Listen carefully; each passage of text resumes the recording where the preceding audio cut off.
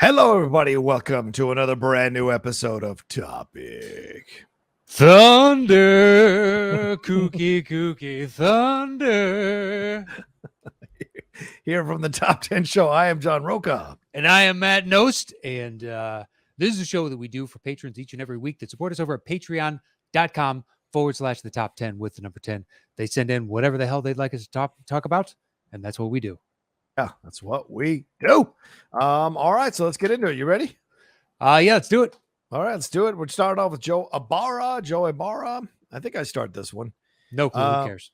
Okay. Joe goes, "What's up, y'all? Let's talk ball. Who's the better ball player? Have you ever played one-on-one?" No, I've never played ball-on-one.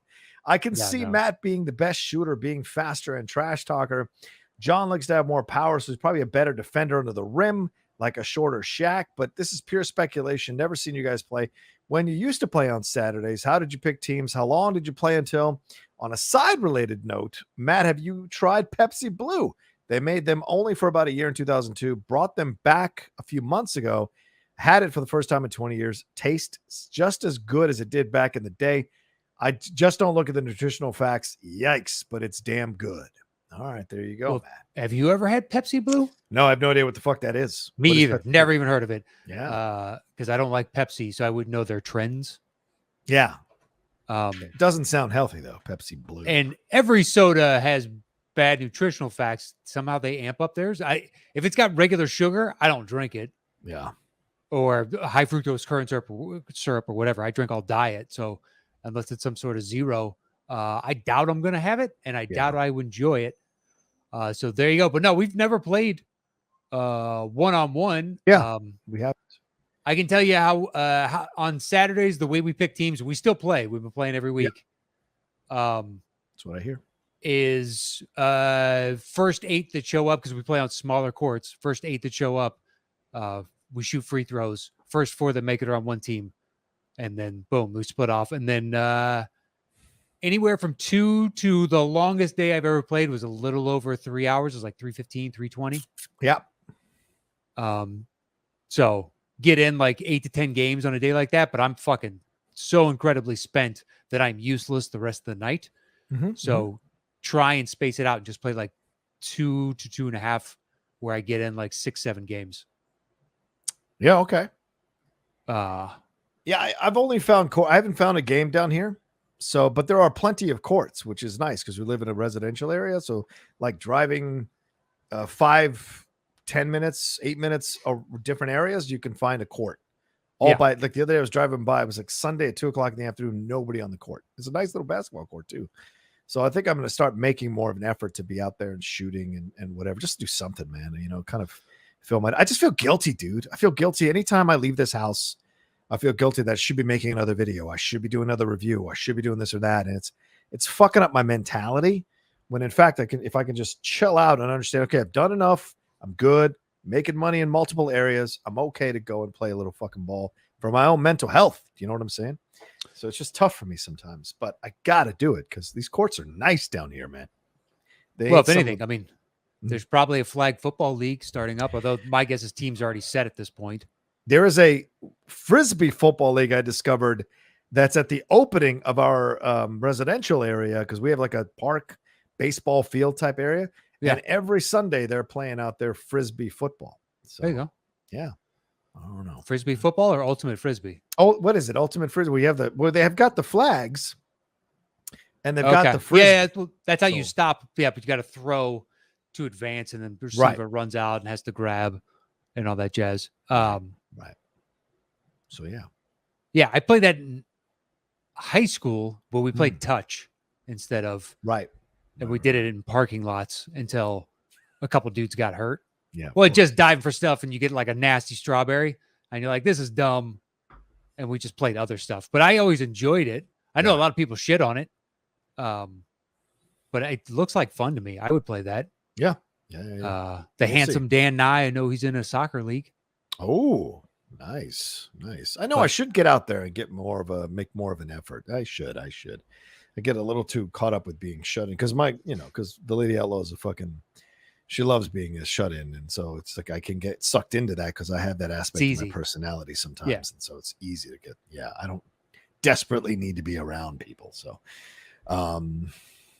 yeah, so we'll see. But no, as far as basketball, yeah, I mean, I'm pretty sure I would rule inside for sure. Matt's definitely faster than I am, even though he claims he's lost a step. He's faster than I am. Well, you talked to JT Snyder. It sucks. Snyder got, I don't know if that news is gone. I know about it. Yes, he called me the day of. Yeah. Yeah, and he's going back across, and he's like, the worst part is I'm not going to be able to play basketball anymore. He's like, dude, I loved seeing you every week, man. Yeah. But I think he could attest to it. Fun. I made the joke of, is like, how good do you think it was for us at the age we're at to take a year and a half off from playing basketball? It's probably the best idea we could have done, right? And he was like, oh, man, because there have been a couple of times now where the lateral movement, it's just gone, man. And if you're fast enough, if you shimmy me hard enough, I'm not going to force myself to try and get in front of you. I am going to now, I'm going to Olay pass because I'm not going to foul you to hurt you to get the ball. That's just dumb. We're here to have fun. I think we should do this. Do what? If Jeff stays in town. He's not. Okay.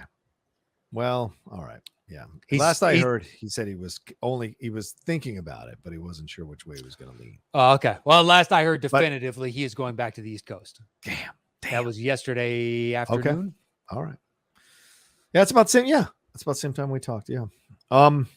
I don't know. Maybe he was still kind of on the fence, and I don't know, dude. I don't know. He could very well have talked. I hope to he doesn't. Me, but I understand fully. I think he should stay. I told him. I said, sign the fucking lease, stay, put your nuts on the line, and stay.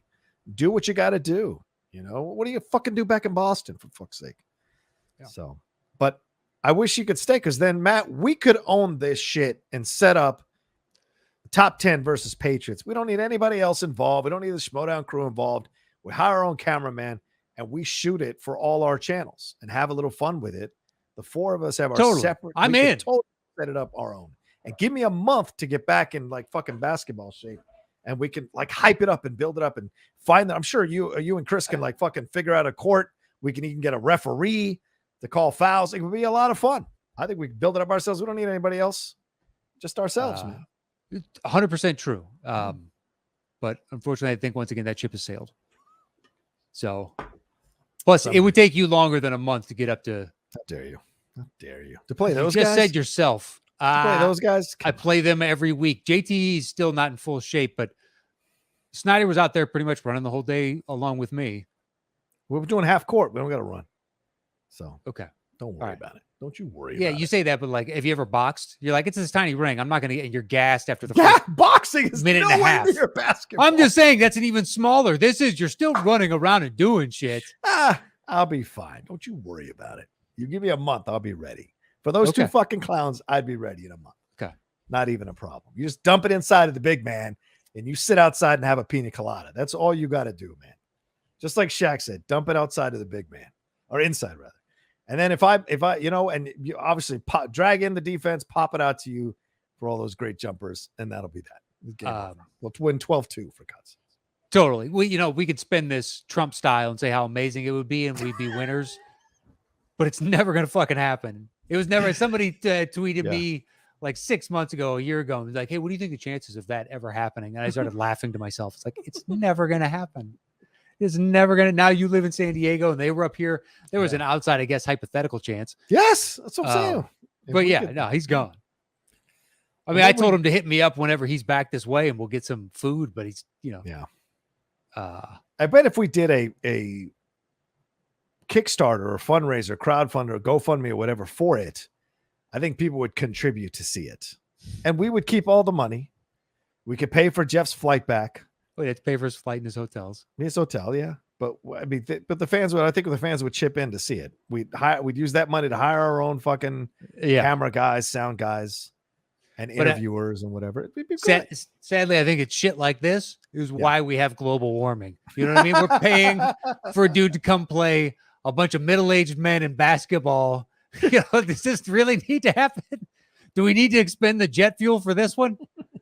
Probably not. I'm down to do it. Look, if we can raise the funds and Snyder wants to come back and we can make this happen, fuck yeah, let's do it. But I want to promote it. I want to do it, man. This large-ass attitude. We split it 4 ways. We split it 4 ways, so there's no bullshit. Sure. And I'm down with it, man. I would love to do it.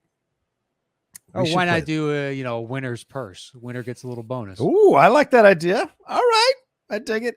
And is it best 2 out of 3? Is it 2 out of 3 games? I'll Or play would as you many do- games as you want to play. I got Let's do zero it. problem with that. Let's do it. 2 out of We 3. can play best 5 of 7. I can 3 play. out of 5. Yeah, 5 out of 7. Make it a 7-game series, dude. That's fucking genius. A 7-game series, Nost, just like the playoffs. I love it. I might need more than a month for a 7-game series, but I like the idea. I like the idea. Pretty sure you will. Well, we do have to film this all in one day as well. And we have That's whatever crew. We're gonna have more than one camera. So 5 is, I mean, Uh, plus a shitload of editing. if I have a heart attack for this, it'll be worth it. It'll be fucking worth Well, you know what? We'll just title it "The Last Dance Part 2." it. If this was your swan song to humanity, as we go out champions of the world, I dig it.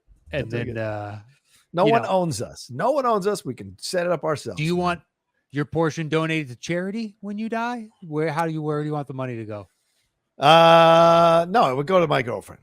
Okay. She Well, can do let's with just it as she establish that wishes. now. I don't know what I don't know what your dying To the wishes lady, are. to my lady love. Yeah, absolutely. Send it to her. Okay. She gets everything. No problem. Yeah, I got no problem with that.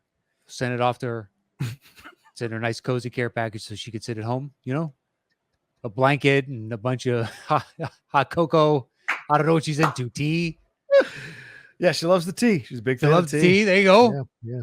So And, tea's good. Little Earl Grey. That sets her right. Is she like Catherine? Catherine still drinks, hot drinks at night because it's just cold enough.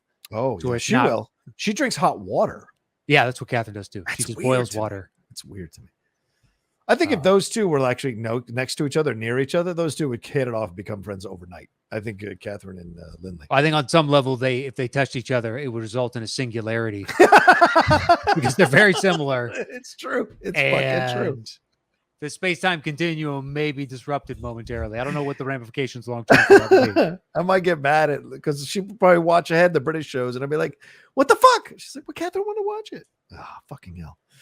So yeah, no, true. You're right. Singularity is actually a good point. The hot water in the hand begins to boil as they get closer and closer because the energy is creeping upward and upward, and then it goes supernova. What if they start a top 10 show and completely decimate you and me? In terms That's of fine. viewership? Are we going to London? Let's go to London. I'll go to London. Not a problem. Let's go hang out.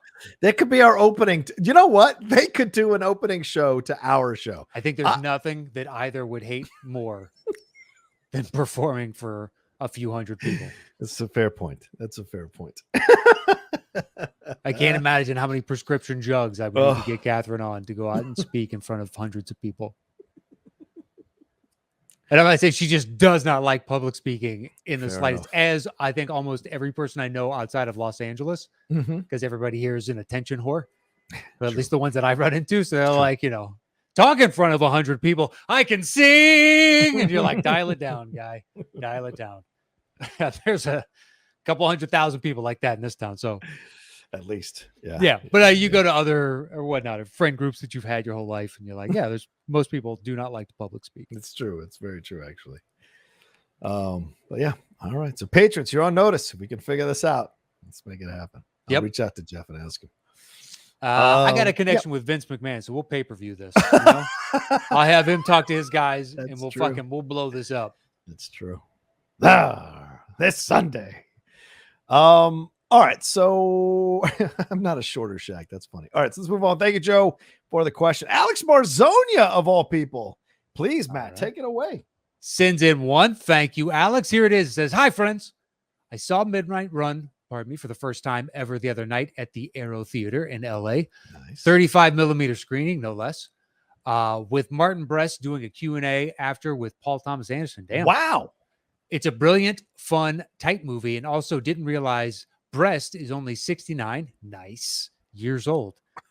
With his interesting filmography, the original Going in Style, Beverly Hills Cop, Midnight Run, Son of a Woman, Meet Joe Black, Gigli, do you think he should be regarded as one of the better directors of his time, or why hasn't he been in the conversation, or has Gigli completely ruined that reputation?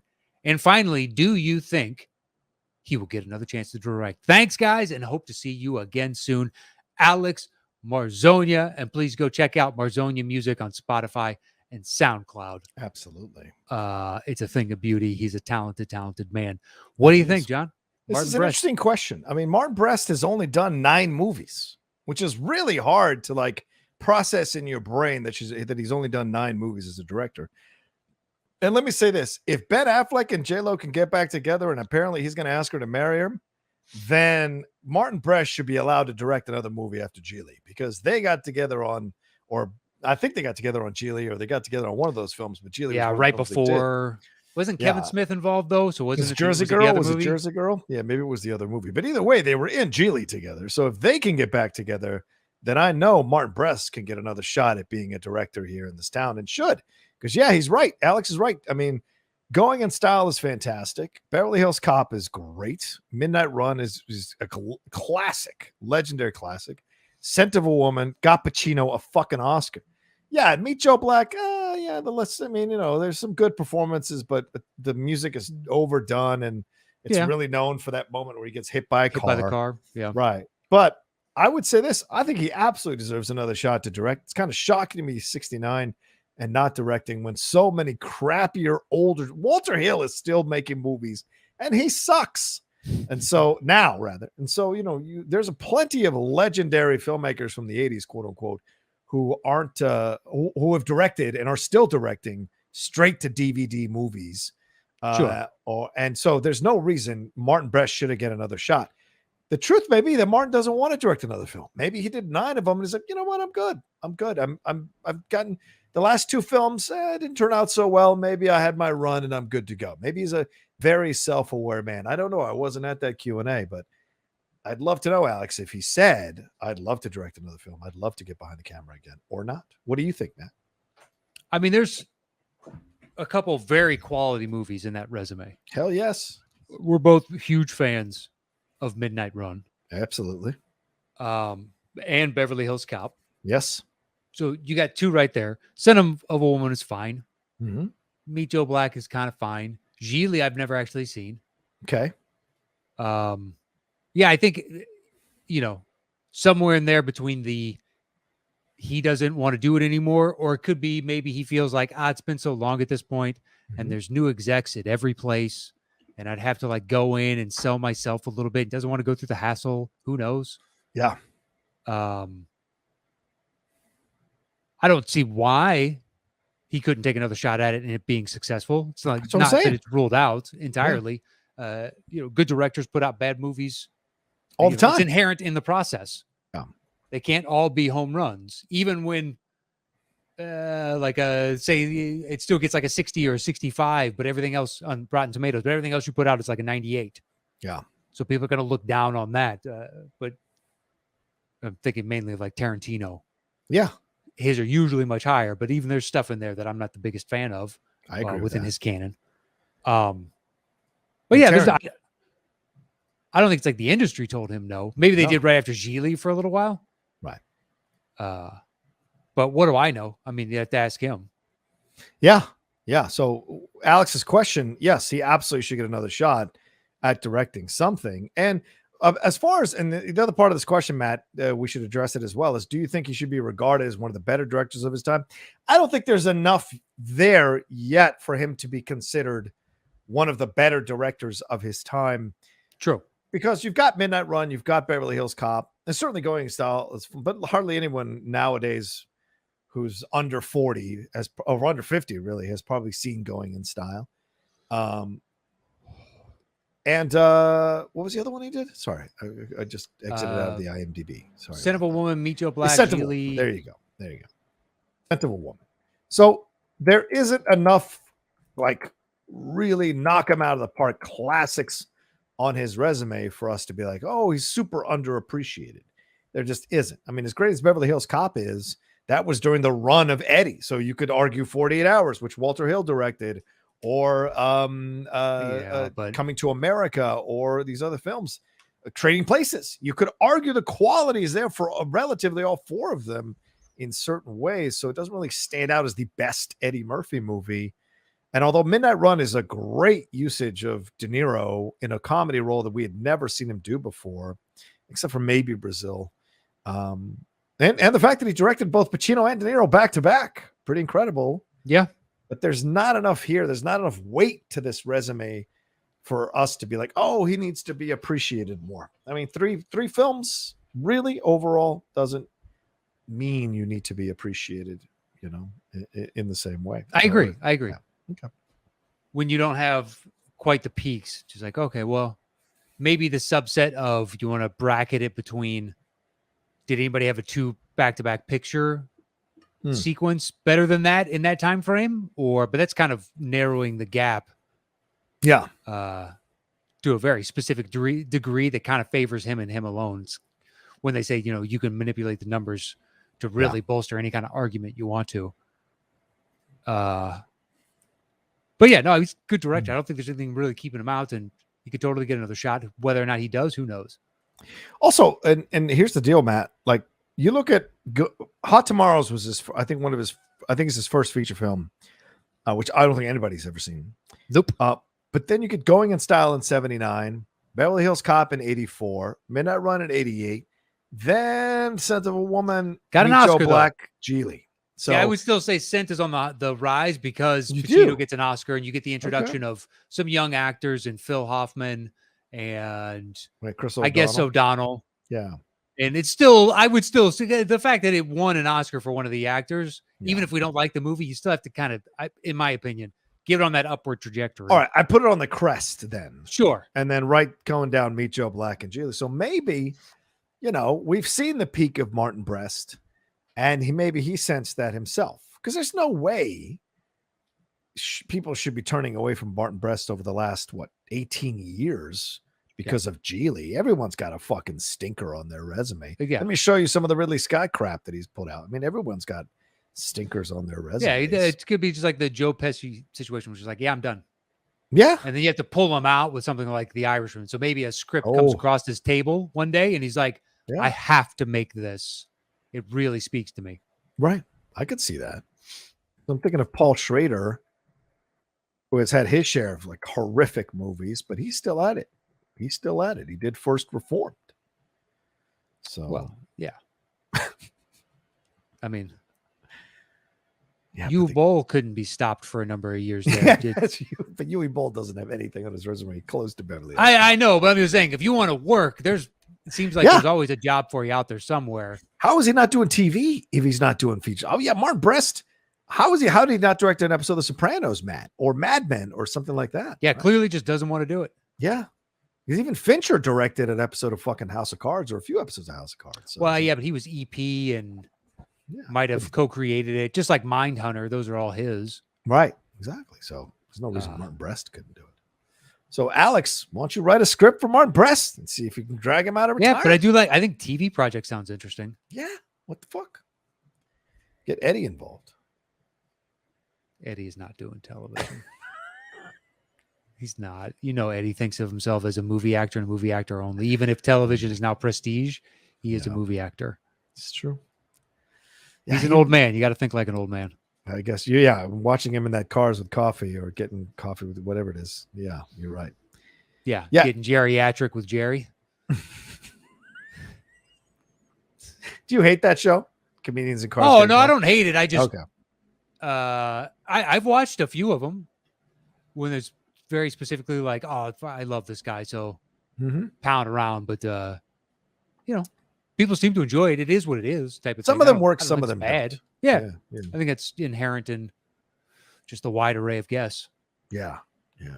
And by wide array, I mean not enough white guys. You know what I mean? I love that he caught shit for it, and then he just told those people that are giving him shit to fuck off. Jerry don't care. Jerry's got fuck you money. That's what $1 billion in cash in the bank allows you to do. Jerry's got fuck you money. He does. He's got beyond fuck you money. Yeah, exactly. He could write a series tomorrow and write $1 billion check for himself. He's that rich. All right. We're at 26 minutes. You want to try one more? 25 minutes. You want to try one more? Sure. We'll do one more. All right. Dominic Greaves. This is, hello, Matt and John.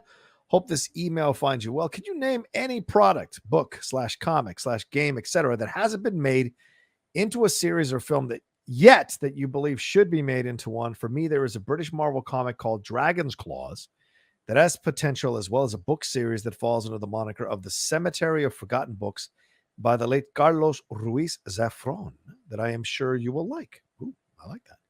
All right. I got to go check something. There's a weird noise in my. So go ahead and answer that question. I'll be back in a second. Oh, you cop out, son of a bitch. You're going to leave No, me to you answer don't this? hear All that. right. It sounds like cicadas, but I don't know where it's coming from. So I'm fearful that it might be electrical. Oh, shit. Be careful, man. All right. So if I'm answering this one, what's the one? Identity Crisis? The DC, I think it was called Identity Crisis. Let me see if I'm going to look it up real quick while I talk about it. But it was the graphic novel where one of the Identity Crisis, one of the heroes is killing people, almost like a serial killer, I think, and they have to find out who it is. I think that's what it is. And then when they find, because Elongated Man's wife has been killed. Sue Dibney is murdered in her apartment, and so they spend that whole series trying to find out who killed her. And when you find out who killed her, it's a fucking shock, man. And I think that would be a gutsy, ballsy animated film to make. And maybe I'm copping out here because you're asking about something that's never been made, and you're seeing characters that would appear again, who you've seen in multiple formats in Superman, Batman, Wonder Woman, Flash, what have you, Green Arrow, Hawkman. But that would be an incredible one to see. As far as books, I've always said this, the Andrew Vachss books, Vachss, which follows the protagonist of Burke through multiple novels, is one of my favorites ever made. And I wish that they would release those or make those into a feature film. Strega, I think, was the first one. If I'm not wrong, and that was, if you haven't read Andrew Vachss stuff, pretty fucking excellent. Let me see here. No, Flood. I'm sorry. Flood is the first one, then Strega. But it's all about this guy who works in the seedy underbelly of New York. He's got this crew of friends. They're all from prison. They're all from foster homes. They all got into a bunch of shit. And his whole drive is to help people out of bad situations. And he's not like the nicest guy, but he does what he needs to get done. And it's told from his point of view. So it's pretty cool. If you guys haven't read this and you like these kind of hard-boiled modern day approaches to detective stuff, because he's a private investigator, it's pretty fucking cool. And they get into like, dominatrix shit, S&M stuff. It gets into the seedy underbelly of New York, but he's trying to save kids and save women, usually from bad situations with terrible men. So it's pretty cool. What about you? So, one that's been listed in development for like 10 years was Devil in the White City, which I love the book. And it's still listed on Scorsese's page as in development or announced or something like that. And after I read that, when they said, hey, we're thinking about doing a TV series, it's like, that's fantastic. I never thought about, doing something like that to really kind of delve into the amount of victims that he had, but simultaneously this world fair is going on. So you have all the bureaucracy and the people and the glitz and the glamour and the seedy underbelly and the juxtaposition of the two. Whether or not that ever gets fucking made, who knows? Mm-hmm. Because what I read is mostly like nonfiction stuff. So it's going to be true story, and it's not really the pulpy graphic novel. Oh, this is an interesting, right. In regards of what you and he are talking about. I should read this. This sounds really interesting. Devil in the White City? Yeah. It's super quick too. DiCaprio apparently purchased the film rights in 2010. And you're right, Scorsese would have got it. I think Scorsese is still attached to it. 2019, Hulu began developing a series based on the book with DiCaprio and Scorsese executive. Exactly. So it's been development hell for 11 years now. Wow. Yeah, it's super. It's an easy book. It's only like, I don't know, I want to say 400 pages or less. That's what it says, 400 pages. Yeah. There you go. Yeah, it's not a hard one. It's pretty captivating. Same author did a few others that were okay, but I much prefer, I think this was his best, in my opinion. Yeah. Okay. But anyway. Anything else? Any other ones? I'm trying to think, because everything else that I know, it gets handed to me graphic novel style, like 17th hand. Yeah. So I read Watchmen a couple of years before Snyder made his movie. Oh, yeah. but it had been around for quite a long time. Just Oh like yeah, since the 80s. Yeah. yeah. I read Sandman, but I don't Oh, think yeah. they'll ever make that. What? It was great though. That could be a TV show. You know they're making that. You're just making a joke, right? Oh, are they really? Yeah, dude. They've cast it and everything. Yes. I did not know that. Yeah, it's coming to Netflix. Neil Gaiman is the executive producer, and they've Who's in it? cast a bunch of people in it here. And then they just did an audiobook version of it with some pretty big hitters as well. Yeah, this one, Riz Ahmed is in it. Let me see if I've got this right. Yeah, Neil Gaiman is the narrator. Riz Ahmed is the Corinthian. This is the actual one coming out on Netflix, right? Yeah, I just want to make sure I'm getting this right. Unless this is the Audible. Hold on, let me make sure, because I know there's two of them, which gets me confused all the time. Because the Audible one is out. But yeah, Sandman. Let's see. Yeah, Tom Sturridge is playing Dream. Gwendolyn Christie is in this thing as well. Okay. Yeah, okay. So Tom Sturridge is Morpheus / Dream. Gwendolyn Christie is Lucifer. Boyd Holbrook from Logan, he's playing the Corinthian. Charles Dance is in here as Roderick Burgess. Sanjeev Bhaskar is Kane. So, and Jenna Coleman from Doctor Who, she's in here as Johanna Constantine.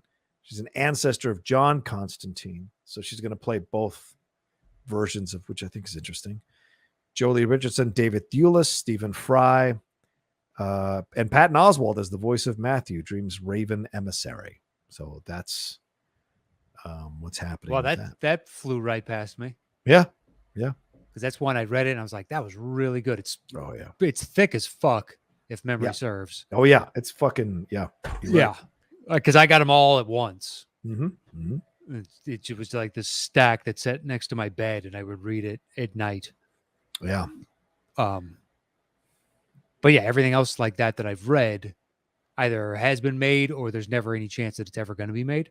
Mm-hmm. But I don't read many of them. I should, because I end up enjoying the ones that people hand to me. Yeah. I just never think to seek it out.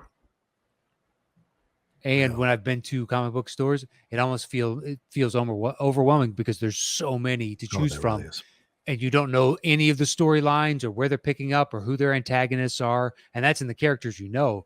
And these others, it's like, oh, this is issue 3, but is this where they rebooted the character? I've never heard of this character, or is this actually the 3rd issue? And whether or not this thing survives past how many ever an issue run is these days, who knows? Yeah. Good point. So yeah, it's its own little industry. Hopefully it's doing well, but yeah, it wrapped filming the first season. So, and they released a behind the scenes video of it with Neil Gaiman, like kind of walking through the sets. Pretty mind blowing, and showing some of the makeup and the what do you call the costumes? Yeah, all of that there. Man, I can't believe that's crazy. Like I don't watch trailers, but I don't tune out of entertainment news. And I know, dude. I know. The fact that there's A, it's announced, B, it's fully cast, C, season 1 is shot, D, they're putting out behind the everything. Apparently, I need to turn off the Neil Gaiman filters I've got on Twitter and Google and everywhere else. Oh, that's right. I did figure out how to block him on that. Oh, there we go. Oh, son of a bitch. Mm-hmm. But yeah. So yeah, that's coming to Netflix. I don't know. I don't think they've announced a date of when it's coming, but it's coming to Netflix. They paid a shit ton of money for it too. Of course they did.